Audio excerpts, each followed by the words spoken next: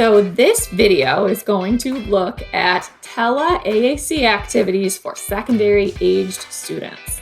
A lot of the activities I share are for younger preschool age students because that's the majority of my caseload, but I don't think that we can just take those activities, those books or videos and translate them right to our secondary age students because being age respectful matters. And this, I won't spend a ton of time on that in this video because that would be its own TED Talk. I really listened to Kate Ahern in that, talking about being age respectful. And some of our students have preferences and their favorite things are shows or books that we would think of are traditional for younger children or students. And that's okay. We always are going to honor what our students like, but let's expose them to some things that their peers are doing, and some of those more age respectful activities, because we might find that they really enjoy them. And I think it also helps the people around them view them more as their age and not view them as sort of not being capable or things like that.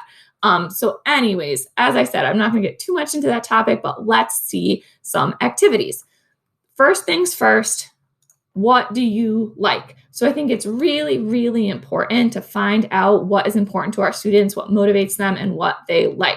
It's kind of messy. It doesn't look that great, but this was an activity I did in one of my first sessions with one of my older students. And I just asked some questions of what do you like to eat? What do you like to drink? And if he was taking a minute to answer or I wanted to model something for him, I would say what I liked. What's your favorite animal? Okay, here's mine. I really like sharks. Some things we both like to drink water. So we put those on both sides. And I'm really glad that I did this. We've also added to it a bit as I've gotten to know him. But it's nice as I create materials for him or look for things that are already made, I can go back to this and remember, oh, he likes roosters. So let's do something that has to do with that. So now I like to create a schedule. I really like these Piggy and Gerald books. For me, these are like kind of on the edge of, I do these sort of with my later elementary school students who are learning to read. They have some really nice sight words. They're easy to read. I know that they're liked by younger kids. So sort of use your judgment there. My student also really likes Star Wars. So I put a couple Star Wars activities in there. Great for age respectful. So we read this thank you book by the Piggy and Gerald book.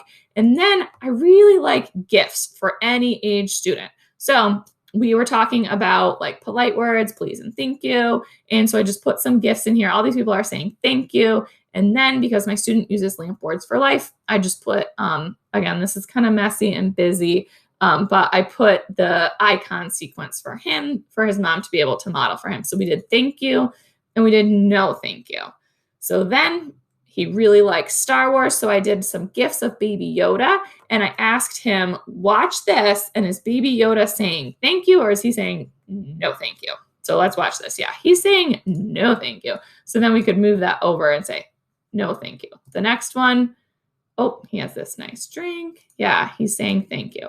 So again, pretty simple activity, but age respectful in that this is one thing that he likes. And, you know, Star Wars is beloved by children and adults, right?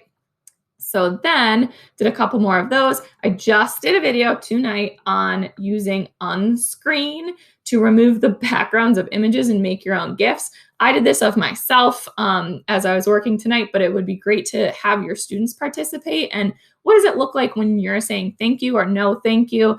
And I think my kids are going to get a kick out of this, of kind of acting those things out.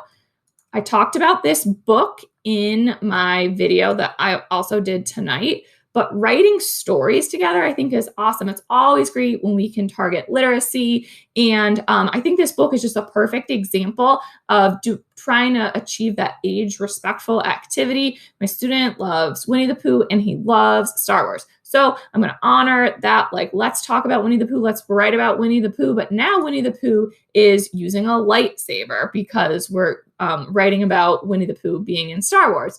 So it's really, this was so motivating and so exciting for him. I can't wait to see him next week because he was just super excited to write this book. And like Winnie the Pooh is using a lightsaber. So we're going to have a lot of creative things to write about. And it kind of brings it a little bit more age respectful, right? So Star Wars. I went on Tar Heel gameplay because I don't always want to be creating things every single session. So I searched Star Wars because that was one of his interests. And here on Tar Heel gameplay, it's a clip of this battle scene in Star Wars, and then it stops and it says press play, and then you press play and the video continues to play. So you can search things once you get your students' interests. I've shown this before, music choice board. This is something I like because you can kind of get that age spectrum that we could put songs in this music choice board and music videos that our younger students like. And we can also put like pop music in. Really quick, this oobleck was something I did this week with a middle school student. So I put this in here that he was doing this with his teacher's aide. So I made this for them to do without me, but you could definitely do this in Teletherapy. They could be making it on their own, and it's just a simple recipe. We have our icons in here to give us that support for using AAC. Last thing is, this was something I did today, music videos. So again, these are great because you can use this same format for doing Wheels on the Bus or for watching Taylor Swift. So I started in Google Slides. I wanted this Taylor Swift video, so I went to Insert Video, and you can search on YouTube here. Let's see. So you could search on YouTube. Then I paused the video. I think I cut it into like 5 sections, and then I inserted some AAC modeling. So this video just sort of says, like, I think I said that, oh, that's scary because there's a snake at the beginning. So I'm going to try to look at this quickly. Once you insert the video, I just said duplicate slide. So here, duplicate, so that I had the video in my over arrow. Click on the video, format options. And then I had the first clip start at 0 and end at 19 seconds. And then I have my video that I just did commenting. So it's a video that I screen recorded from my past software.